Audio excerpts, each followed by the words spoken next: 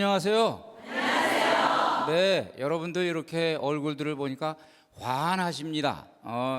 제가 강의를 할 때 이 강의가 아주 쉽게 강의가 진행이 될 때는 언제냐? 기대를 하고 앉아 있을 때 아주 쉬워요. 그리고 오늘 뭐 좀 있을까? 그러고 조금 약간 의심의 마음으로 앉아 있으면 강의가 조금 어려워요. 그래서 제가 지금 농담을 조금 하나 하면은 강의하기가 제일 어려운 자리가 신부님들 앞에서 강의하는 게 제일 어려워요. 조금 제가 그냥 신부님들께 용서를 청하면서 한마디 드리면 자세들이 아주 불량해요. 그런데 여러분들은 자세가 너무 좋으세요. 자, 오늘도 여러분 저희들 이 강의를 또 우리 세 분 그동안 우리와 함께 해줬던 세 분을 초대하면서 강의를 시작하겠습니다. 같이 오시겠습니다. 성부와 성자와 성령의 이름으로 아멘.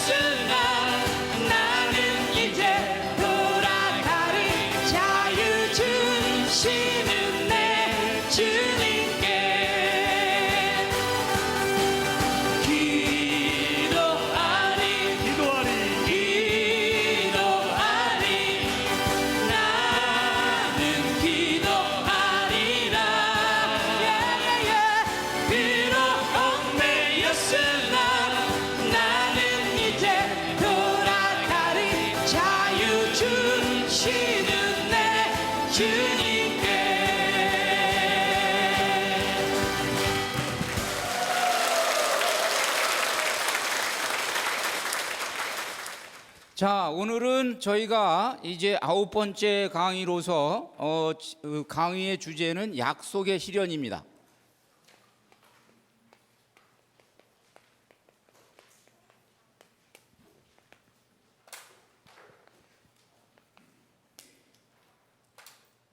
저희들이 지금 저 분필이 자꾸 이렇게 이제 끊어집니다. 세상 사람들은 이렇게 분필이 자꾸 끊어지면은 뭐라 그래요? 아이고, 이거 오늘 이게 강의 글렀네 이렇게 되죠. 이 무지개 원리를 아는 사람들은 분필이 끊어지면 뭐라 그래요? 이제 여러분들은 다 배우셨어요. 옳다쿠니 좋은 일이 일어날 징조로다 이렇게 얘기하는 거예요. 이 강의가 은혜로운 강의가 될 징조가 벌써 나왔어요. 자, 저희가 그 아브라함에 대해서 이제 배우면서 아브라함한테 주님께서 주신 약속이 세 가지가 있다 이렇게 이제 말씀을 드렸었습니다. 첫 번째가 뭐예요? 기억하십니까? 약속. 주님께서 주신 약속 세 가지였는데, 자, 한번 첫 번째 후손 너희가 후손을 주리라. 그다음에 뭐라 그랬어요? 땅을 주리라. 그다음에가 뭐예요? 너에게 복을 주리라 그랬죠? 이제 저희들이 이제 이 관점에서 이 약속이 과연 어떻게 이제 이 성서에서 실현되는가, 이거를 이제 저희들이 살펴볼 겁니다. 그거를 살펴보기 전에 먼저 이제 오늘 강의는 이것이 주제인데, 요 앞에서 좀 저희들이 조금 더 역사적인 어떤 흐름 속에서 조금 배우면은 좋은 것이 있어요. 이거를 이해하는 데 도움이 되는 게 있습니다. 그것이 뭐냐 하면은 창세기에 족보들이 많이 나오거든요. 그럼 이 족보들 나올 때마다 여러분들은 그냥 건너뛸 거야. 아유, 이거 뭐야, 이거 뭐, 그렇죠? 아, 이거 왜 나왔어요? 여기 이렇게 되는 거죠? 그런데 이 족보들이 아주 중요한 기능을 합니다. 무슨 기능을 하냐 하면은 이 꿰매는 기능을 해요. 앞에 이야기하고 뒤의 이야기를 꿰매 주는 거예요. 그러니까 이 사람들은 서로가 단절된 여러 가지 이야기를 이제 가지고서 요거를 어떻게 연결시킬까? 요 앞하고 뒤를. 이것을 연결시킬 때 주로 족보를 이용합니다. 그래서 여기 족보는 보통 이제 톨레도트 뭐 이런 식으로 이제 부르는데, 그 뭐 의미는 역사, 이야기, 내력, 뭐 후손 뭐 이런 이제 의미가 있어요. 그러면 왜 이 족보를 가지고 이 창세기 전체를 꿰맸을까? 그것은 다름이 아니고 역사 의식입니다. 그러니까 우리가 여기서 그걸 좀 배울 필요가 있어요. 역사가 이렇게 단절되는 것이 아니라 이어온다라는, 명맥을 이어온다라는, 그래서 그 역사 의식 속에서 그 이전의 것이 이후에 어떻게 나타나는가, 이런 거를 이제 관심을 갖는 것이 바로 이 창세기의 저자이면서 또 마찬가지로 저 나중으로 넘어가면 신명기의 이제 저자의 의도입니다. 그러면은 저희들이 한번 이제 10가지가 나오는데, 대체로 이 계보를 보면 우선은 그 천지창조의 계보가 나와요. 천지창조도 일종의 계보예요, 계보. 그래서 이렇게 뭐 첫째 날, 둘째 날 좀 이어지잖아요. 이어지는 거. 그 다음에 이제 5장으로 넘어가면은 아담의 계보가 나오죠. 아담의 계보가 나오고, 그 다음에 6장으로 넘어가면은 노아의 계보가 나옵니다. 노아가 이제 노아의 후손이 어떻게 되냐. 그 다음에 노아 후손의 계보가 나오고, 그 다음에 이제 셈의 계보가 나오고, 그 아브라함의 조상인 데라의 또 계보가 나와요. 데라가 쭉쭉쭉쭉 이어졌다. 그 다음에 이제 이 아브라함이 이스마엘을 낳았죠. 나중에 이 이스마엘의 후손은 이러하다. 그리고 또 이스마엘에서 이제 반계로 이제 흘러나가는 계보를 하나 기록을 합니다. 그 다음에 이삭의 계보를 기록을 하고요. 그 다음에 이제 에사오의 계보가 또 따로 반계로 또 따로 계보가 되죠. 이제 그 나중에 이제 요것은 이제 직계 반계 이렇게 되니까. 그 다음에 야곱의 계보가 이제 이어지면서 창세기가 마감을 하게 됩니다. 결국 이 많은 족보들을 통해서 방금 이야기했듯이 우리들은 뭘 배우냐? 역사 의식을 배우는 거예요. 역사 의식을 배우는 거예요. 이것은 대단히 중요합니다. 오늘 이 시대에 우리들이 부족한 게 뭐냐 하면 역사 의식이에요. 우리 젊은이들이 많이 좀 부족한 게 역사 의식이에요. 이런 역사 의식을 여기 지금 우리가 여기서 창세기를 보면서 배우는 거예요. 그러니까 여러분들 여기 젊은 분들, 또 교회에서도 마찬가지고 사회에서도 마찬가지고, 예? 나 혼자 잘났다고 생각하지 마시고 나이 드신 분들의 이야기를 가서 한번 지혜를 들어보시고, 예, 그러면 많은 것을 배울 수가 있습니다. 자, 여기까지 이제 되고요. 바로 이 역사 의식 속에서 무엇이 일어난 거냐 하면은 야곱과 에사오의 다툼이 일어난 거예요. 그거를 대물림하려고, 그 역사의 주류에 들어가려고, 내가 중심에 들어가려고. 이것이 없는 사람은 가치 부여를 안 하지만 이것이 있는 사람은 가치 부여를 하는 거예요. 그 다음에 요셉과 형제들의 말하자면은 이 갈등도 어떻게 보면 주도권 다툼이란 말이에요. 그런데 나중에 보면 요셉이 중심에 딱 들어갔단 말이에요. 역사 의식이 있었던 요셉이 들어간 거예요.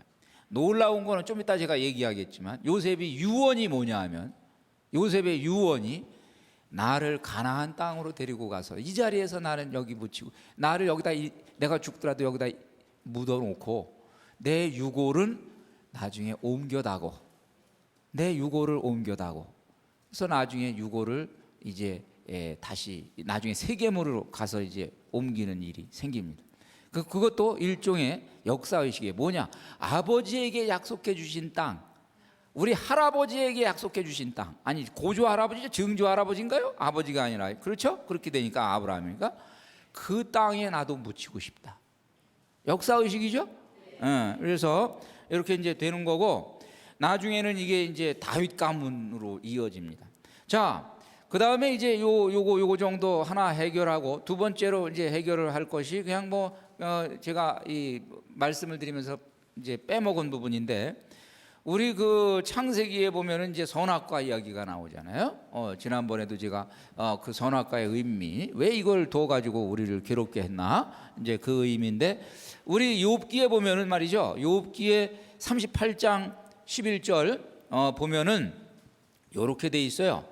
여기까지는 와도 되지만 그 이상은 안 된다. 너의 도도한 파도는 여기에서 멈추어야 한다. 이 영성적인 얘기예요. 여기까지는 와도 되지만 요거를 넘으면 안 된다. 요런 라인이 우리 살다가 보면 있어요, 없어요? 수도 없이 많아요, 요런 라인이. 요 라인 중에서 하나가 하느님과 우리 사이에 쳐져 있는 라인이에요.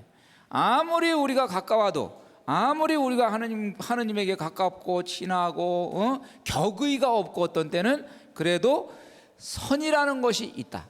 그 선이 뭐라고요? 선악과다. 이렇게 이해하시면 됩니다. 그 다음에 이제 원죄의 이야기를 이제 저희들이 살펴보겠습니다. 창세기에 이제 이 처음에 죄를 지은 이야기가 나오는데, 우선 거기서 한 가지 제가 또 놓쳤던 부분이 뭐냐면, 죄가 어렵게 진행되지 않았고 하나의 계기에 의해서 진행이 됐다라는 거예요. 뭐냐? 쳐다보니 거기서 이제 진행이 됐던 거예요. 복잡하지 않아요, 그렇죠? 이걸 뭐라 그래요? 견물생심. 그래서 이것이 나중에 주님의 기도로 오면은 이것이 뭐하고 연결이 되냐면은 우리를 유혹에 빠지지 않게 하시고 악에서 구하소서, 이렇게 돼요. 그런데 우리를 유혹에 빠지지 않게 하시고라는 대목이 여러분들이 잘 알아들으셔야 되는 것이, 유혹에 빠져서 발을 담궜을 때 건져주시고가 아니라 유혹 근처 1m 근처에 가지 말게 하시고라는 얘기예요. 이게 영어로는 lead us not into temptation, 이게 유혹이라는 뜻이잖아요. 그러니까 우리를 into, 그 안으로 들어가지 않게 하시고, 그러니까 그 밖에 요 근처에 못 가게 하시고, 요 말이죠. 그러니까 요거 유혹에 대한 이야기입니다. 요거 우리가 뭐하고 연결시킬 수 있냐? 아이 쇼핑하고 연결시킬 수 있어요. 아이 쇼핑. 오늘 아이 쇼핑 좀 한번 가지. 그래가지고 같이 갔어요, 그죠? 갔는데 아이 쇼핑 하고 왔어요? 뭐 하나 사가지고 왔어. 그래서 다음에는 안 하려고 이제 지갑까지 전부 다 놓고, 이제 오늘은 돈을 이제 집에다 놓고 아예 작정을 하고 갔어, 그죠? 또 아이 쇼핑 갔어요, 그죠? 갔는데 어떻게 했어요? 옆집 사람 지갑 또 빌려가지고 또 사가지고 왔어. 그러니까 결국에 유혹의 원리는 견물이에요, 견물. 보니까 넘어간 거예요. 그렇죠? 다윗이 왜 넘어갔어요? 안 봤으면 안 넘어갔는데 옥상에서 아리따운 모습을 봤어요. 그러니까 넘어갔어요. 그러니까 그것이 이제 원죄에 대한 이야기이고, 그 이후에 우리 구약 성서는 이 원죄를 계속 반복해서 언급을 합니다. 집회서에 뭐라고 되어 있냐면 25장 24절에 죄는 여자에게서 시작되고 여자 때문에 우리 모두가 죽는다. 아주 기분 나빠요. 하여간 이렇게 표시가 돼 있고, 그 옛날 거를 기억을 한 거예요. 그러니까 옛날에 그 이부 사건을 기억을 한 거예요. 그런데 이제 그래도 신약으로 넘어오면 이걸 조금 그래도 사도 바울로께서는 이렇게 비겁하게 얘기하지 않았어요. 뭐라 그랬냐? 고린도전서 15장 21절 22절에서 죽음이 아담에게서부터 왔듯이, 이렇게 돼 있거든요. 그러니까 이제 사도 바울로는 책임을 지금 지는 거죠. 전가하는 게 아니고, 우리의 부활도 그리스도로부터 옵니다. 아담으로부터 모든 이가, 아담 한 사람으로부터 한 사람이 죄를 졌는데 모든 이가 죽게 됐듯이, 이게 참, 한 사람이 지었는데 왜 모든 이가 죽냐 이거예요. 그리고 한 사람이 부활했는데 어떻게 모든 이가 사냐 이거예요. 이거 신비죠? 대표성. 연대 책임 이런 거 있죠? 그래서 그런 걸로 여러분들이 이제 알아들으시면 되고, 로마서도 똑같은 얘기합니다.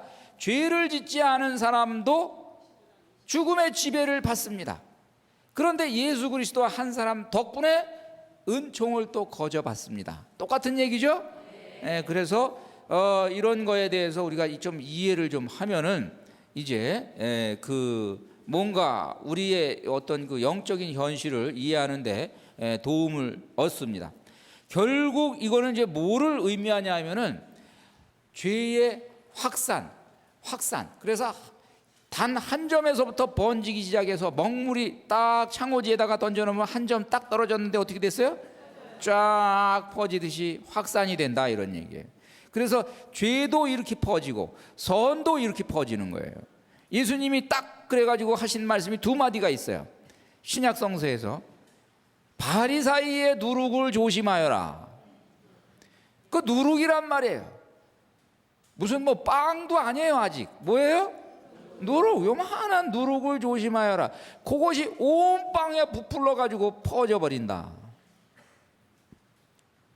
안 좋은 것도 그래요. 우리 주변에 안 좋은 게 퍼지기 시작하면 확 퍼져요. 에? 한 사람이 막 미꾸라지가 막 그냥 흙탕질 친다. 간단해요. 한 공동체도 딱 한 사람이 중요해요. 그렇죠? 그래서 뭐 하여간 저는 개인적으로 이 한 사람의 중요함을 아주 굉장히 인식하고 있는 거예요. 한 사람의 중요함. 그러니까 악도 한 사람이 중요하고 선도 한 사람이 중요하고, 그 다음에 존재도 한 사람이 중요하고, 이렇게 막 되는 거예요. 자, 그러면 또 예수님 뭐라 그러셨냐 하면은 하느님 나라는 겨자씨와 같다. 그러니까 마찬가지로 선도 한 사람이 중요한 거예요. 작은 한 사람이 시작해서 퍼지는 거예요. 저는 제가 지금에 와서는 이제 여러분에게 마음껏 이야기할 수 있지만 한 뭐 7년 전, 8년 전에 어떤 비전을 가지고 우리 한국 천주교회에 조금 활력을 조금 넣어봐야 되겠다, 이런 어떤 뜨거운 마음이 저한테 있었단 말이에요. 여기가 천주교, 한국 천주교회에 활력을 조금 넣는 운동을 조금 해보자.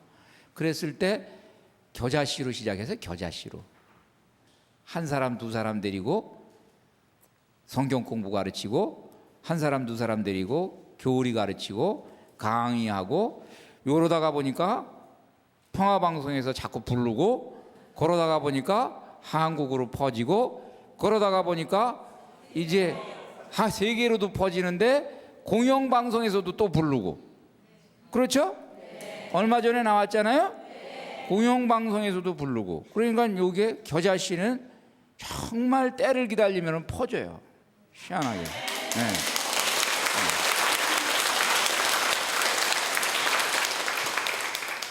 우리 창세기 하나 가지고 너무 많이 뭐라 그래요? 이걸 뭐라 그래? 아니 그걸 끓여서 먹는 거 뭐라 그러지? 우려 먹는다. 우려 먹을 게 이렇게 많아. 우려 먹을 게. 성서는 자꾸 우려 보면은 맛이 나오는 거예요. 자, 그 다음에 이제 저희들이 아주 또 결국 이렇게 해서 이제 나오고, 오늘 요거하고 관련된 겁니다. 요것도 이제 바로 전 작업인데, 지난번에 사람의 하늘의 아들들하고 땅의 딸들하고 얘기가 나왔죠. 요 두 이야기를 가만히 뜯어서 보면 말이죠. 한번 보세요. 가만히 뜯어서 보면은 어떤 얘기가 나오냐면, 여기 이제 여러분들 나중에 성서에서 보시기 바랍니다. 저는 말씀만 드릴게요. 카인의 후손이 쫙 족보가 나와요. 족보가 나오는데 카인의 후손이 7대손에 가니까 살인자가 나와요. 라멕이라는 살인자가 나옵니다. 그 다음에 이 라멕이 자녀를 뒀는데 네 자녀를 뒀는데 이 네 자녀가 이렇게 하는 보니까 첨단 그때 당시에 첨단 문명을 가진 자녀들이 나옵니다. 그러니까 목축업자, 음악가, 금속공예, 여성 장신구, 이게 전부 다 이게 뭐냐면 그때 당시에는 문화의 발전은 곧 타락이다 이렇게 봤어요. 그때 당시에는. 그러니까 지금 카인의 계보가 흘러가 가지고 7대 손에 가 가지고 극에 달하고 그 다음에는 아주 문화가 오염이 돼 버렸잖아요. 지금 요렇게 됐는데 요거를 땅의 딸들이라고 그러는 거예요. 에? 나중에 자, 사람의 딸들이죠. 그냥 땅의 딸들이 사람의 딸들. 그 다음에 이제 노아의 후손이 쭉 이제 연결이 되는데 어디서부터 출발하냐 하면은 이 카인 다음에 셋이 태어났죠. 이 셋에서부터 또 출발을 합니다. 그러면 이것이 7대 손에 가면은 누가 나오냐 하면은 그 7대 손에 에녹이라는 사람이 나와요. 7대 손에. 에녹은 누구냐 하면은 하늘로 승천한 사람이에요. 의인으로 인정받아 가지고 승천한 사람이에요. 그러니까 계보가 두 계보가 지금 내려오는 거예요. 어? 저주받은 핏줄이 내려오고 있고요. 죄의 핏줄이 내려오고 있고요. 이 경건의 핏줄이 내려오고 있는 거예요. 그러다가 7대 손에 가니까 의인이 나오는 거예요. 승천하는 의인이 나오는 거예요. 그 집안에서 10대 손째 노아가 태어난 거예요.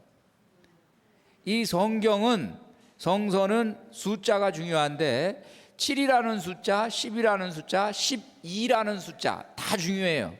그래서 여기서 10번째 요것도 이제 이쯤 되니까 의인이 또 나와서 노아가 된 거예요. 그럼 여기서 결국 우리는 뭐를 배우게 되냐 하면 영적으로 이 계보가 있구나, 혈통이 있구나, 요걸 알게 되는 거예요. 그 우리가 지금 오늘 얘기하고자 하는 거는 오늘 우리의 영적인 혈통을 가문을 세우자. 바로 이제 이걸 지금부터 이제 말씀을 드리는 겁니다. 영적인 가문을 세우자. 자, 축복과 저주가 대물림 된다. 이 구약 성서에 나옵니다. 우선 이사야서에 보면은 뭐라고 돼 있냐면 14장 20절에서 22절에 조상들의 죄값으로 그 자손들을 학살할 채비를 차려라. 그리하여 아예 그들이 일어나 땅을 차지하지 못하고 세상에 널리 퍼져나가지 못하게 하여라 라는 이야기가 나오는데 이게 뭐냐면 이 조상 죄값이 후손에게 지금 대물림 된다라는 사상이 여기 슬그머니 있는 거예요. 민수기에는 뭐라고 돼 있냐 하면은 용서의 야훼를 이야기하면서 선조들의 죄를 3대 4대까지만 물으신다는 이야기가 나와요. 뭐라고 나오냐 하면 야훼께서는 좀처럼 화를 내시지도 않고 끝없이 사랑하시며 미쁘시어 짐짓 거역하고 반항한 죄도 용서하신다. 어떤 죄든지 그냥 넘기시지는 않지만 선조의 죄를 그 후손 3, 4대에게만 뭐라고요? 물으신다. 근데 이거 조금 살벌해요. 아니 왜 그러면 죄 지은 사람들한테만 묻지 왜 이게 대물림 되냐? 이게 이제 의문이 됩니다. 그런데 이게 또 출애굽기로 가면은 뭐라고 돼 있냐면은 대조를 합니다. 죄 지은 사람들에게는 출애굽기 몇 장이냐면 20장 5절 또 34장 7절에 이 얘기가 나오는데 뭐라고 나오냐 하면은 조상의 죄값은 3, 4대까지만 묻고 그 다음에 선행을 행한 의인의 복은 축복은 1000대까지 내려준다 이런 얘기가. 그런데 이게 지금 여기서 어떤 법칙성을 봐야 되는데 이게 뭐냐, 도대체 이 이야기가 이게 뭐냐, 이거를 지금 우리가 물음을 던질 필요가 있어요. 근데 여기서 한 가지 우리가 묻는 거는 하느님께서 이 어떤 죄에 대해서 벌을 물으시는 걸로 우리가 하면은 여기서는 이제 이 하느님은 우리가 참 믿기가 어려운 하느님이 되는 거예요. 3, 4대 물으신다고 그러면 이거는 뭐냐 하면요, 원리를 지금 설명하고 있는 거예요. 누가 죄를 짓고 누가 자기의 삶에서 말하자면은 어떤 이 죄의 상처를 입으면 이 상처가 말하자면은 일종의 유전인자가 돼가지고 대물림 된다는 얘기예요. 유전인자가 돼가지고 대물림이 되는데, 여기 분명히 자비를 얘기하고 있잖아요. 자비를 얘기하고 있는데, 이것이 3, 4대에게만 물으신다라는 얘기는 대물림 되는 거를 3, 4대에 뭐라고요? 끊어주는 거예요. 끊어주는 거. 더 이상 안 되도록 막아준다라는 얘기예요. 그런데 우리 안에 좋은 습성이 생기면, 선한 유전인자가 생기면 그거는 1000대까지 가도록 어떻게 해요? 증폭시켜 주는 거죠. 좋은 거는 이야기가 되는 거죠. 그래서 여기에 있는 이 이야기를 들으면서 이제 이 욥이 말이죠. 욥이 이런 이제 이 이야기를 합니다. 욥이 자기는 죄를 짓지 않았는데 이게 지금 너무 나에게 지금 이 상황이 지금 괴롭고 고통의 상황이란 말이에요. 친구들이 와가지고 너 죄 져가지고 그렇다 그러니까 아니. 그러니까 또 친구들이 혹시 조상이 지은 죄는 없냐? 그러니까 이제 나중에 욥이 괴롭다가 나중에 뭐라 그러냐면 하나님에게 기도하면서 따지는 겁니다. 혹시 우리 조상이 죄를 져가지고 나에게 이 고통을 주셨다면 답변을 해 주십시오. 이거는 부당한 일입니다. 죄를 지은 사람이 고통을 받아야지. 그 사람은 이미 갔는데 왜 내가 이 고통을 받아야 됩니까? 이렇게 이제 항변을 합니다. 항변을. 그럴 때 이제 이 응답이 뭐라고 나왔냐 하면, 지각 없는 말로 내 뜻을 어둡게 하는 이자는 누구냐. 뭐 하여간 이제 하느님은 말씀을 하시는데, 나중에 욥이 이제 결국에 모든 것을 견디고 욥의 의로움이 다시 드러났을 때, 욥은 시련을 받은 거거든요. 테스트를 받은 거거든요. 그리고 욥이 그거를 알았단 말이에요. 이제 그랬을 때 욥이 마지막에 뭐라 그러냐면 42장 3절에 이렇게 얘기해요. 저에게는 너무나 신비로 알지 못하는 일들을 저는 이해하지도 못한 채 짓거렸습니다. 그러니까 어차피 알 수 없는 비밀은 이 세상에 있다. 제가 아무리 오늘 강의를 한다고 해도 모르는 거는 모르는 거예요. 그걸 안다고 얘기하면 소용이 없어.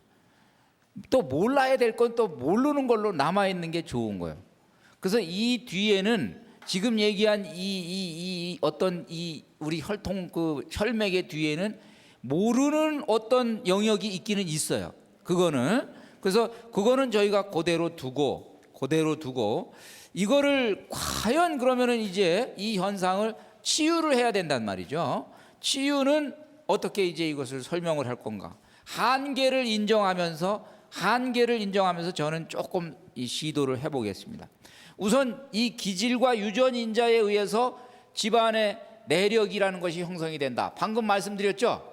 집안의 내력은 몇 가지로 되는데, 첫 번째 유전인자에 의해서 된다. 문제 이게 첫 번째는 됐고, 그 다음에 이제 두 번째 뭐에 의해서 되냐 하면은, 집안의 내력은 보는 것 때문에 돼요. 보는 것. 이게 운의 역할이거든요. 보는 거는 우리 심층에 깊이 파고 들어가기 때문에 이것은 그대로 내력이 되게 돼 있어요. 보는 거는. 그래서 집집마다 집안 가풍이 있고 뭐라 그래요? 뭐 하여간 내력이 있고 다 있어요. 그렇죠? 이런 것들이 왜 그러냐? 이 두 가지가 합작이 이루어지니까 이루어지는 거예요. 그래서 희한하게 좋은 일이 있는 집안은 좋은 일이 계속 대물림을 해요. 잘 되는 집안은.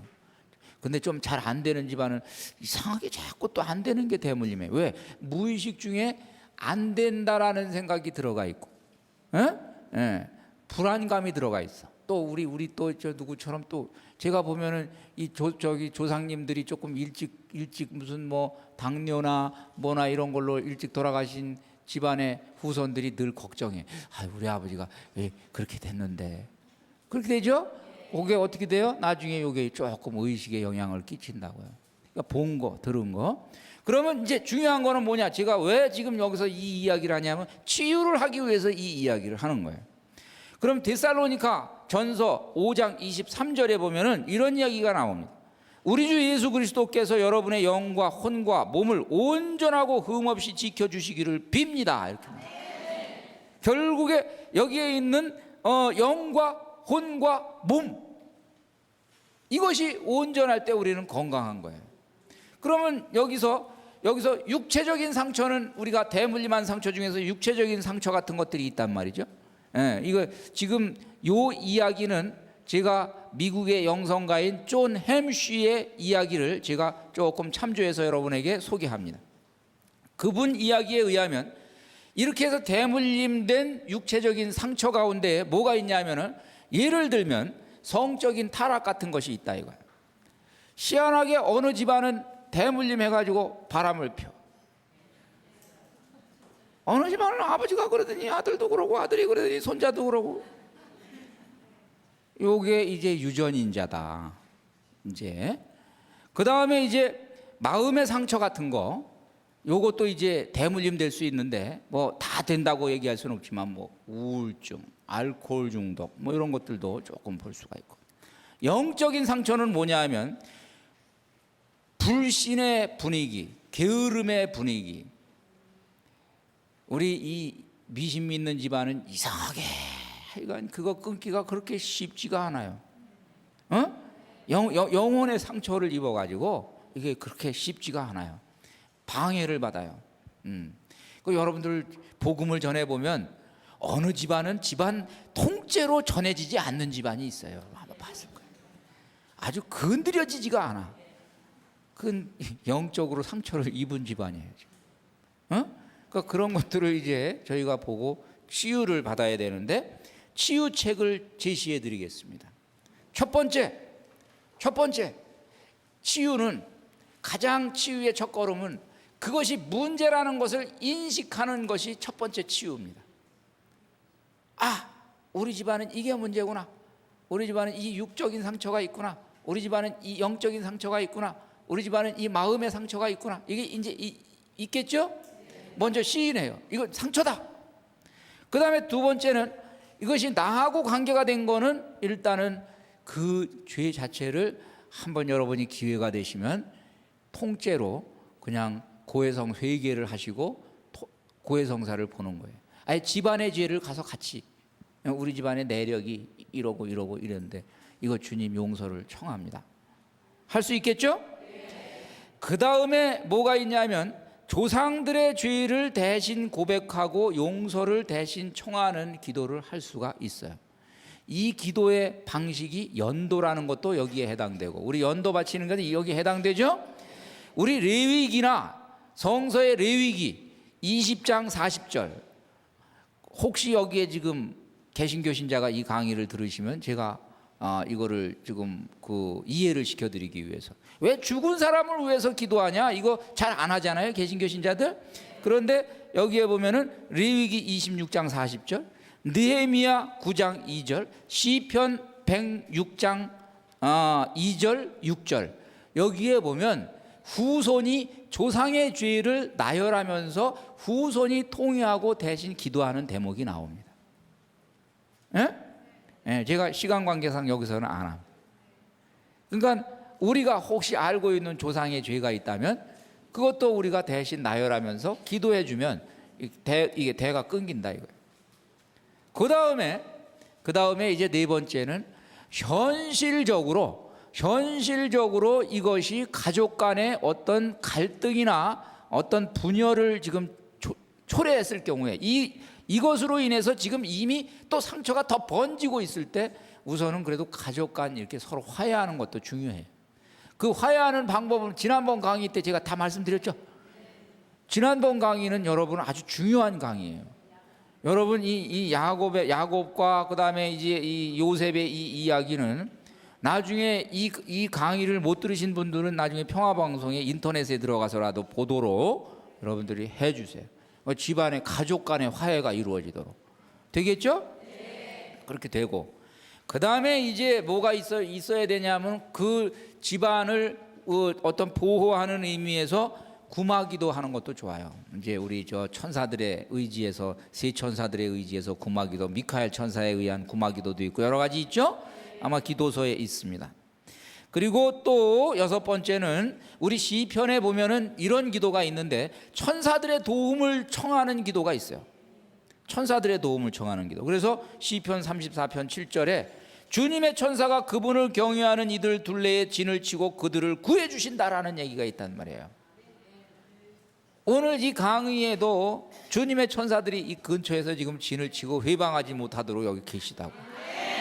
그렇죠? 네. 그 다음에 이제 우리 이 가톨릭에서는 미사가 있잖아요. 이 미사를, 조상들을 위해서 미사를 봉헌한다. 사실은 이거보다 더 큰 기도는 없어요. 그래서 제가 제일 중요하니까 여기 뒤에다가, 맨 뒤에다가 놓은 거란 말이에요. 그렇죠? 그래서 미사를 봉헌한다. 그러면 어떤 일이 생기냐? 실제로 말이에요. 저도 이런 기도 이렇게 자꾸 부탁해서 저도 이제 같이 해드려 보면은 즉각적으로 치유가 되는 경우가 있고, 즉각적으로. 그 다음에 점진적으로 치유가 되는 경우가 있고, 점진적으로. 이거 어떤 때 됐는지는 몰라요. 나중에 결과를 보니까 치유가 됐어요. 단계적으로 되는 경우가 있어요. 한 번 요렇게, 또 한 번 요렇게, 한 번 요렇게.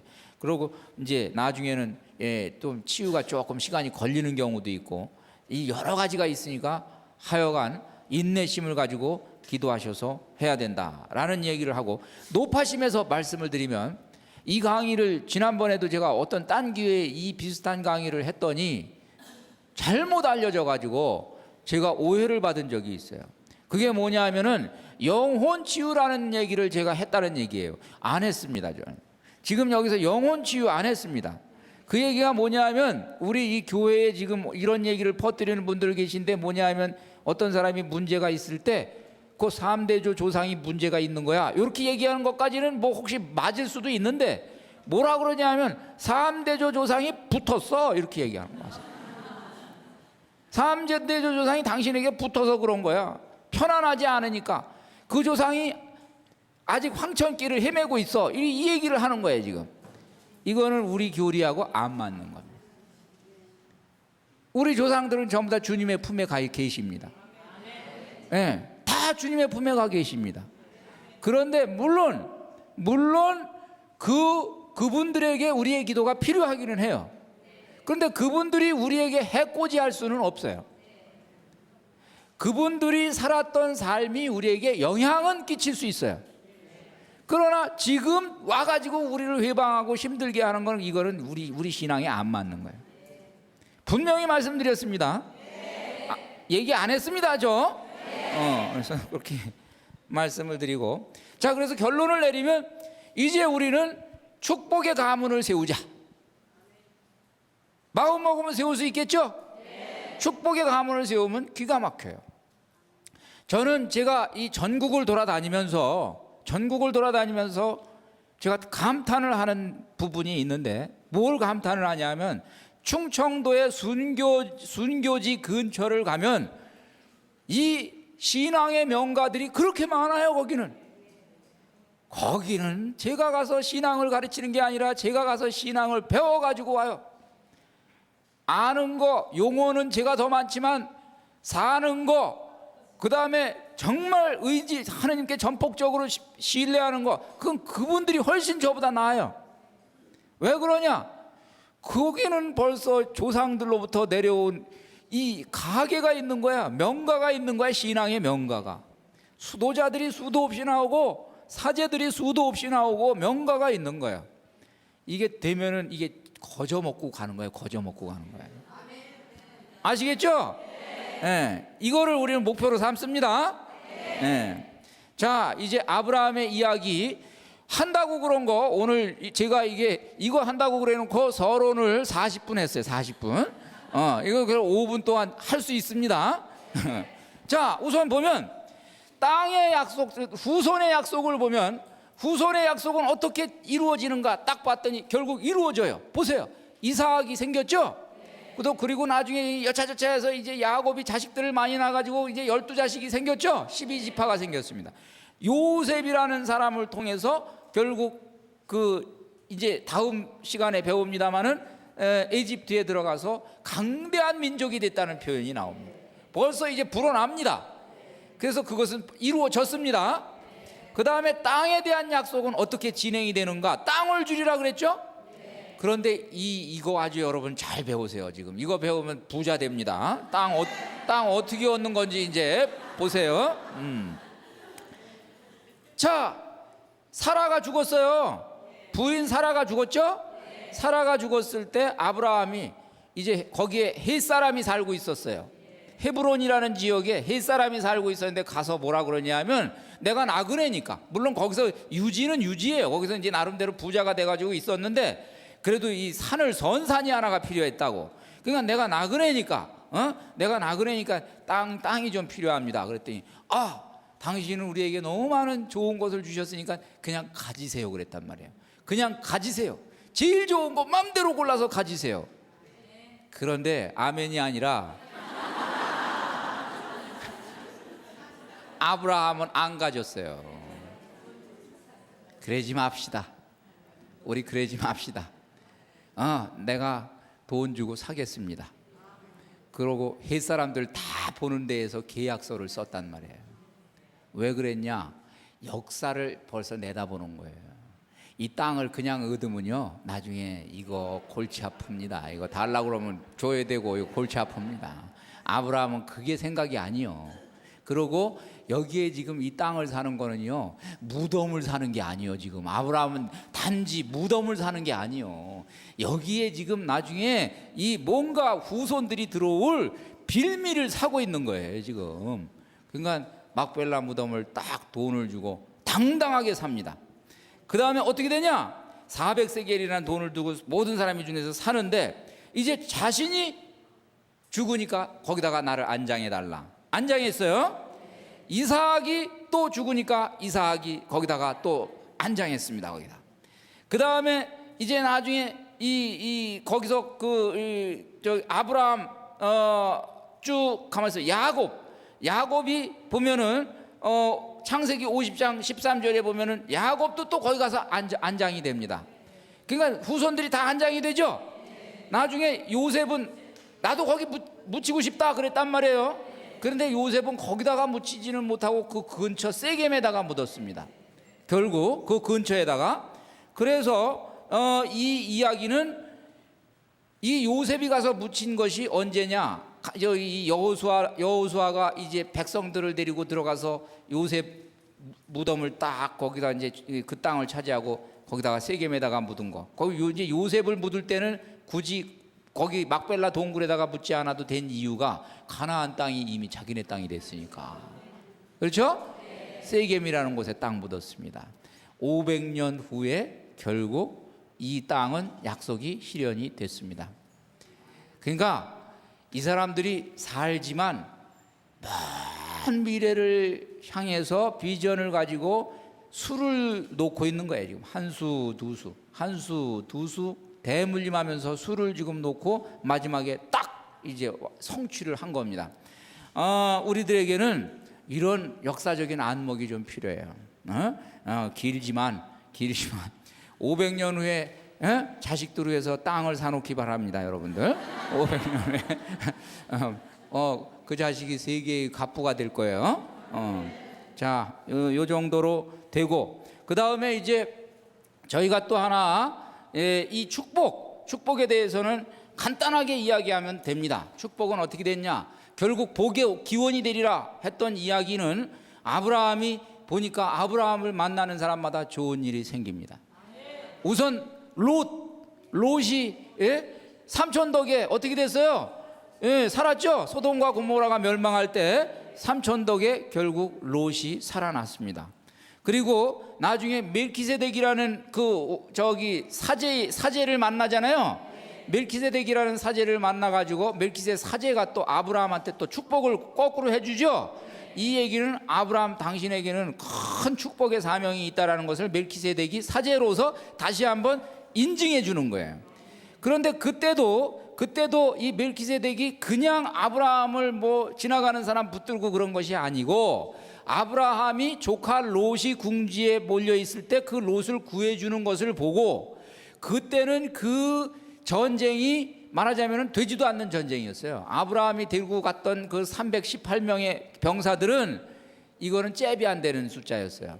그런데 가서 전쟁을 치러 가지고 승리를 해서 오는 모습을 보고 멜키세덱은 그 살렘의 말하자면은 이제 사제였어요. 왕이고. 그러면은 거기가 예루살렘이거든요.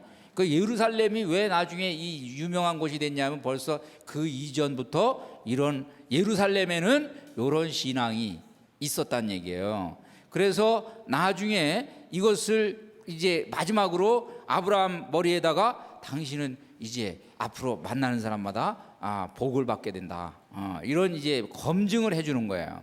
그리고 아브라함은 이제 자기 재산의 10분의 1을 바치게 되는 거고. 자, 그래서 저희들이 이 세 가지를 딱 보니까 벌써 이 약속들은 빈말이 아니라 하나씩 둘씩 착착 진행되고 있는 것이 눈에 보이죠? 이것이 창세기 이야기의 전체입니다. 자, 오늘은 여기서 이제 저희들이 강의를 마치고 다음 강의에는 출애굽기 강의를 같이 탈출기라고 그러죠, 요새는. 같이 하겠습니다. 성부와 성자와 성령의 이름으로 아멘. 영광이 성부와 성자와 성령께 성부와 성자와 성령의 이름으로 아멘.